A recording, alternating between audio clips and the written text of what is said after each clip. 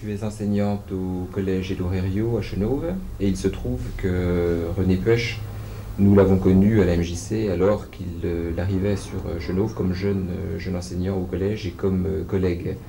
Est-ce que tu pourrais nous décrire René comme enseignant au niveau d'une équipe pédagogique? Oui, moi j'ai connu donc René quand il est arrivé à Herriot en même temps que moi. C'était en 1967.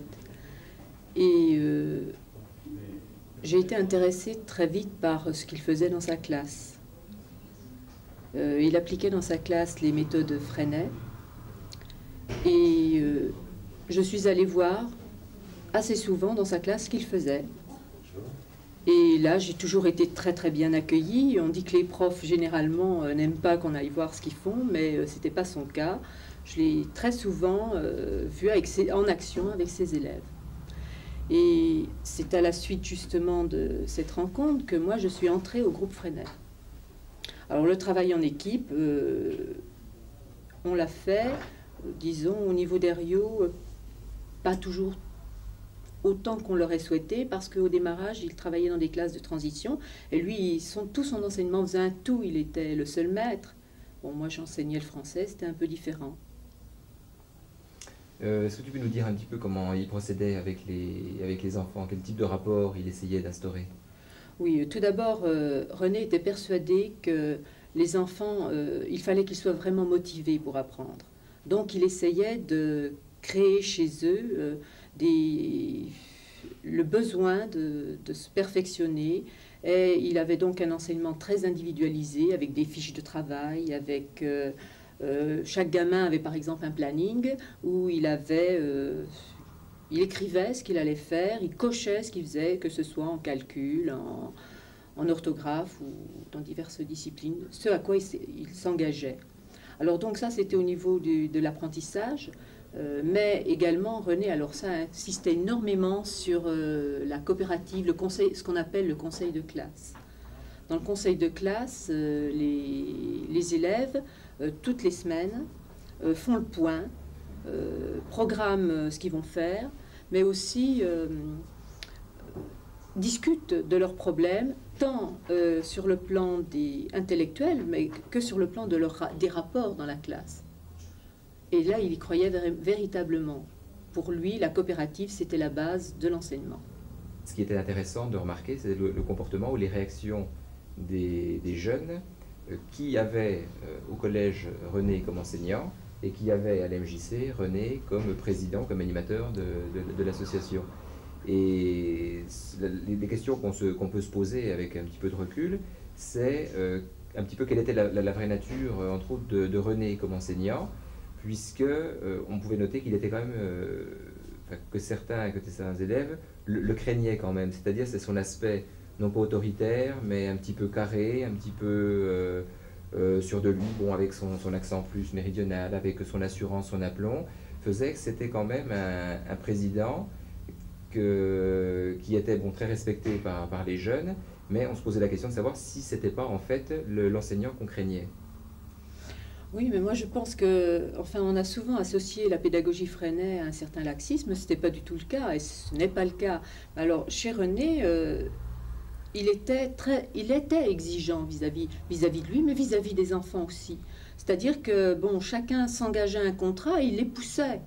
Et je pense qu'il avait une autorité naturelle qu'on retrouvait dans la classe, qu'on devait retrouver ici. Roland Ponsat, vous êtes adjoint au maire à Chenôve depuis 1977. René Puech lui-même assurait la présidence de la MJC de 1974 à 1981.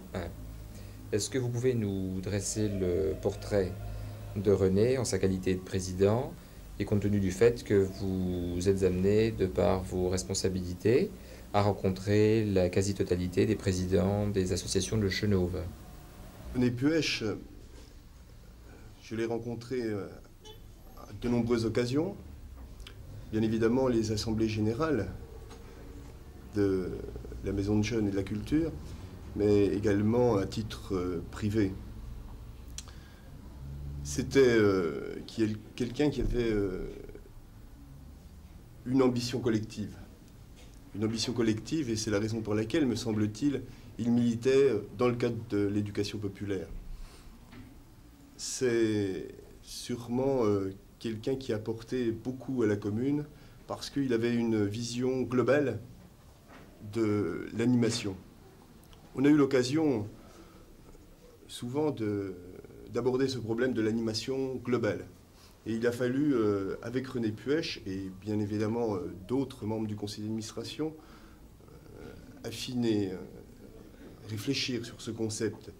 Et une fois que nous nous étions mis d'accord, et cela s'est traduit par la signature de convention entre la collectivité locale et la maison de jeunes, eh bien nous avons mis, je pense, en application la municipalité, le conseil d'administration avec à sa tête René Puech, eh bien ce concept d'animation globale. Je crois qu'il faut, et René Puech était le prototype d'un président du conseil d'administration de maison de jeunes, il faut pour une association comme la vôtre, une personne dynamique qui a l'esprit de synthèse et puis qui voit les choses d'une façon très globale. Je me répète un peu, mais ça me paraît tellement important. Et je pense qu'effectivement, René était quelqu'un qui avait toutes ces qualités. Roland Ponsat, les nombreuses personnes que nous avons rencontrées font tout état des nombreuses qualités humaines rencontrées chez René Puech. Quelles étaient celles que vous appréciez le plus? Bien, d'abord la chaleur humaine. Je crois que c'était René Puech, c'était un homme de contact avec qui on pouvait aborder au-delà des négociations toutes sortes de problèmes.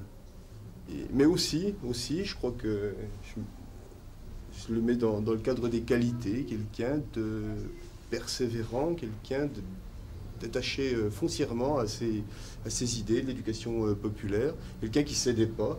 Et je crois qu'on peut, dans une commune comme Chenaux, on peut s'enorgueillir d'avoir des partenaires qui militent dans le cadre de l'éducation populaire et qui tiennent à ces idées et qui ne veulent pas reculer d'un seul pas par rapport à ces idées. Je crois que c'est aussi une qualité que j'apprécie.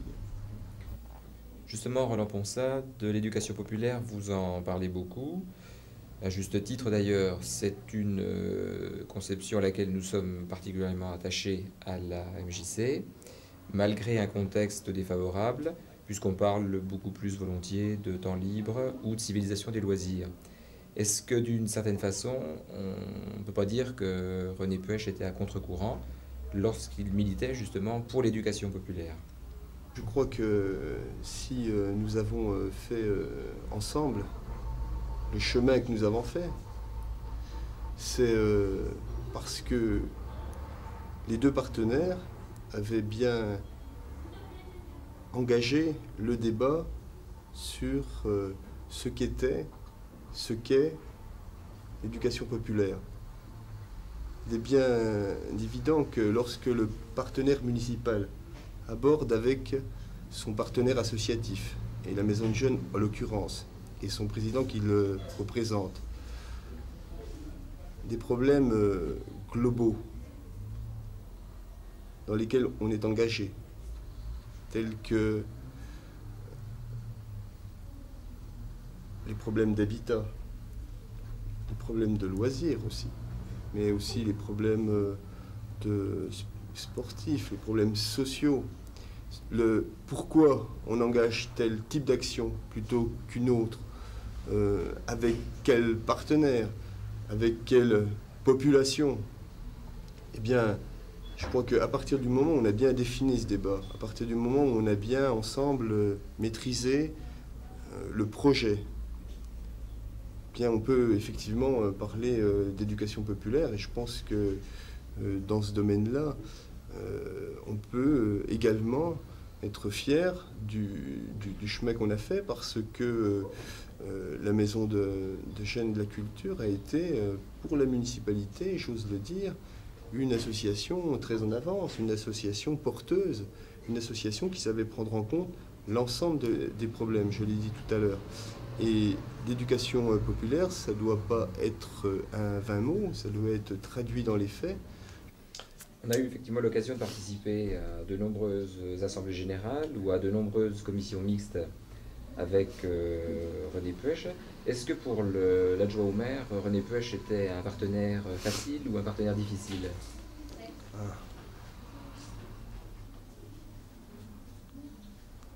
Vous voyez que je prends un petit moment de réflexion avant de vous répondre. Écoutez, il ne s'agit pas d'être démagogique et de dire c'était un partenaire facile. Non, René Puech était quelqu'un qui savait s'accrocher à ses idées, à ce qu'il représentait, à ses revendications. Et de ce point de vue-là, c'était certes un partenaire campé sur ses positions, un partenaire sur lequel il fallait compter et qui savait, le cas échéant, il nous l'a dit, il me l'a dit, créer le rapport de force, ce qui me paraît être dans une démocratie et dans un rapport entre une municipalité et un partenaire associatif, eh bien, un argument qui a toute sa valeur et qui doit exister. Eh bien oui, René Puech savait aussi utiliser le rapport de force. Ceci dit, c'était une personne foncièrement honnête, sur laquelle on pouvait compter. Après quoi, nous présenterons aussi le budget prévisionnel. Nous vous demanderons de l'approuver après discussion, après un débat. Et à la fin, alors, nous présenterons le projet d'orientation qui sera issu donc des réunions en commission. D'où l'importance de ces commissions. Il restera que les questions diverses et puis peut-être le plus important, la sangria. Bon. Est-ce que vous retrouvez dans ce projet les idées qui ont été débattues dans les commissions? Est-ce que vous souhaitez la modification de certains passages ou bien est-ce qu'il y aurait des idées qui ont été omises et que vous souhaitez souligner?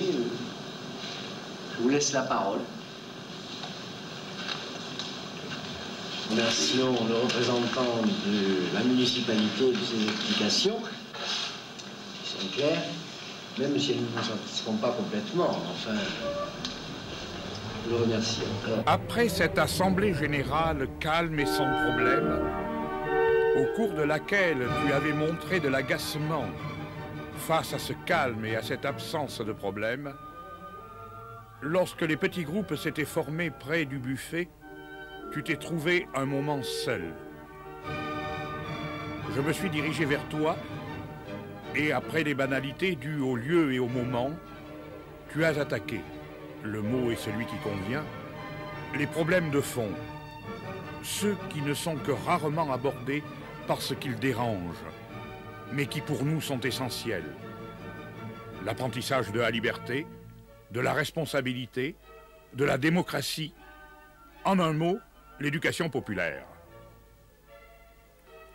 C'est alors que j'ai pu prendre conscience de ta lucidité, de ton réalisme, de ton pessimisme actif. J'aurais voulu te revoir, parler encore de tout cela, agir avec toi, mais dans 10 000 ans, nous nous retrouverons, tu verras. Et alors, tout sera clair, car nous aurons gagné le grand combat. Plusieurs images de René en tant que personnage. Je veux dire qu'il avait par exemple beaucoup de personnalité et ce qu'il caractérisait, c'était son goût de la discussion. Discussion sur les jeunes, discussion sur l'éducation, discussion politique. Je crois qu'au collège, vraiment, il y avait des gens avec lesquels il discutait sans fin. Il voulait pousser les gens jusqu'au bout, avec un aspect un petit peu provocateur d'ailleurs, pour essayer d'emmener les gens plus loin, voir véritablement ce qu'ils pensaient. Donc il y a ce premier aspect, il a laissé cette image de quelqu'un qui était exigeant vis-à-vis des autres aussi. Puis l'autre image, bon, c'est celle qu'on a tous connue, de quelqu'un qui aimait beaucoup la vie, qui faisait des tas de choses, bon, que ce soit le ski, le tennis, puis même qui croyait profondément. Il disait toujours, bon, l'enseignement, j'y crois moins, mais il s'était lancé à fond dans l'informatique. hein. Il s'était lancé à fond dans l'informatique, il essayait de faire des programmes, il en avait déjà réalisé. Il y croyait encore. Puis c'était ce goût de vivre. Au groupe Freinet, par exemple, le goût d'être ensemble, de faire quelque chose ensemble, même une bonne bouffe, c'était très important.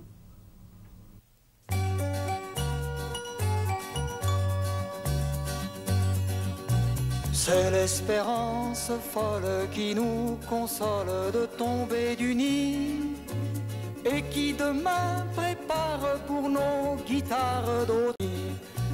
S'élève l'espérance dans le silence soudain de la nuit, et les matins qui chantent déjà enchantent nos soirs d'aujourd'hui.